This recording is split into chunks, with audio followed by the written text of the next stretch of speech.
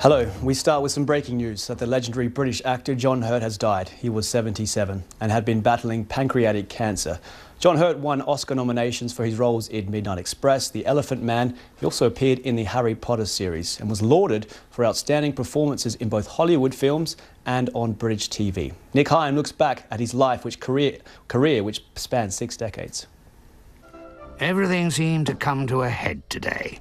John Hurt as the political diarist Alan Clark. Both my back wisdom teeth have disintegrated into blackened stumps, or stalagmites. Not a nice man, but an unexpectedly sympathetic one.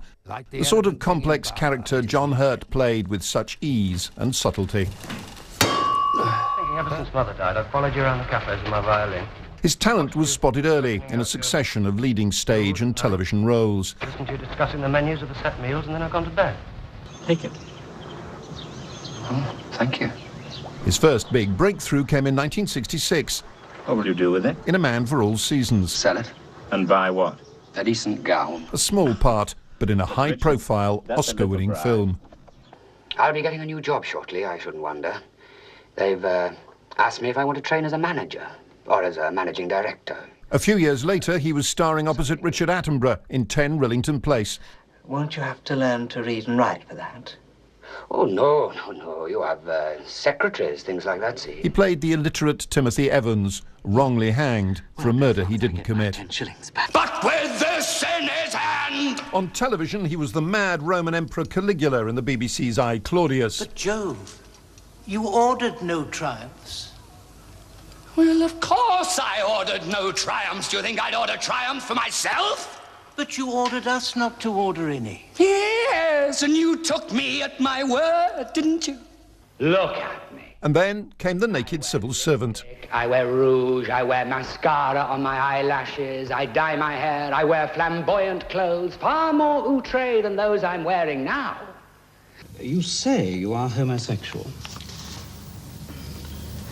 I am homosexual irretrievably. He played the notorious and flamboyant Quentin Crisp.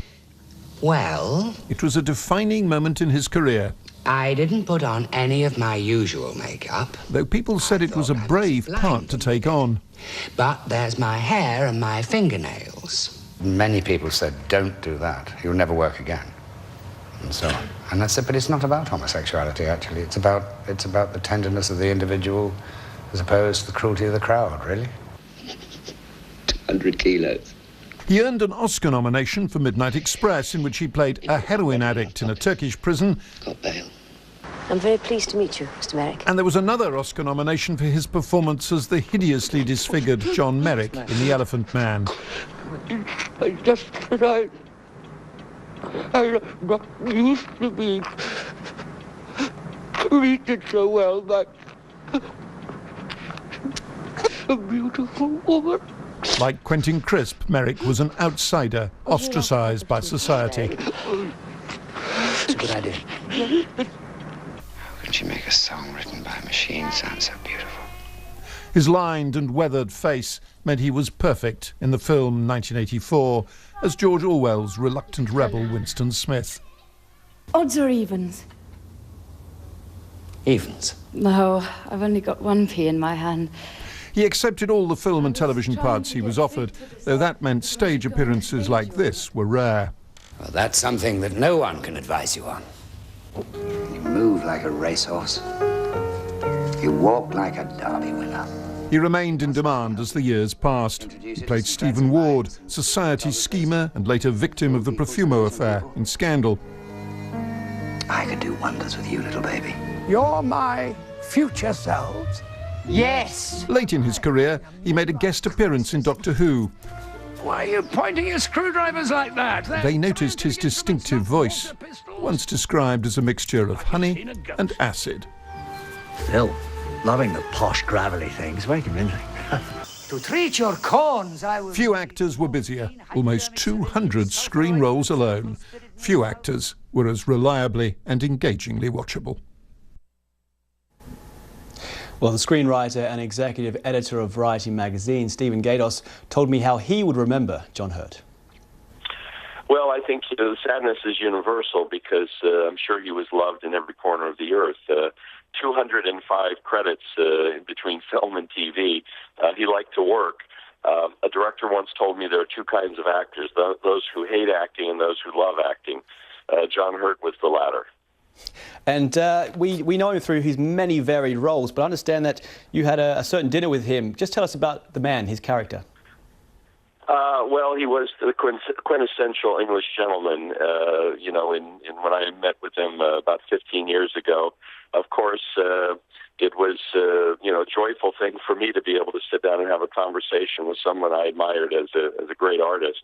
And he was just a very humble, decent fellow. He did recall his early days and reminded me, you know, John's first credit is 1962. And he was in A Man for All Seasons with Paul Scofield in '66. You know, most people know him from probably '79 on from Alien.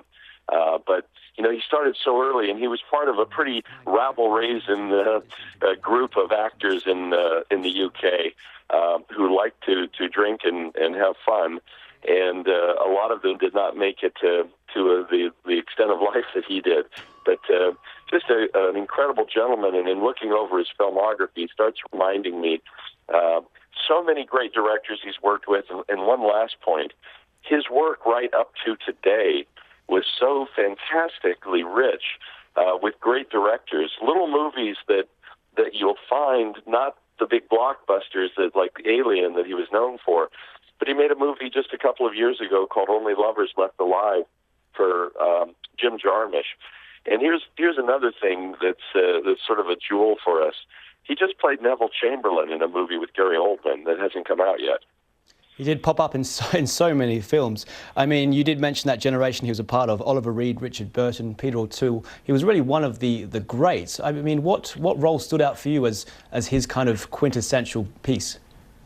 Well, you know, he was not afraid to tackle big characters. So Quentin Crisp, I think, was a true breakthrough about 13 years after he started. He played Quentin Crisp in The Naked Civil Servant for British TV. I think that really established him, and it was only a few years later that Ridley Scott put him in Alien, and then the whole world knew him. Of course, Elephant Man. I'm sort of an auteurist, to use a pretentious word. So I like the fact that he was in Osterman Weekend for Sam Peckinpah. I love his work in Heaven's Gate for Michael Cimino. There's no coincidence that great directors with great visions use John Hurt, because he never let him down. You know, he was always, you can't find a bad John Hurt performance for my money. He had such a iconic face and I guess voice as well, which lended itself for being a bad guy and also a good guy in films. Yeah, you know, he had this softness and this tenderness. He was in a John Huston movie very early on that is just really comic and wonderful, and he plays a very naive youth called Sinful Davy, a little bit of an obscurity.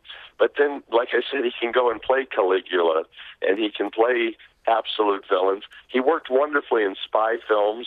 It wasn't that long ago he did the sort of remake of Tinker Tailor Soldier Spy.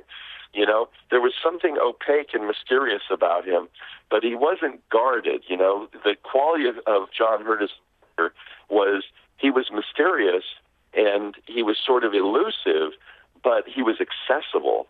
That's the mark of a great actor. You know, he had that, as you say, that very distinctive look. He was always John Hurt, but he was never the same guy in two movies. That was Stephen Gaydos from Variety Magazine talking to me about the life and work of John Hurt.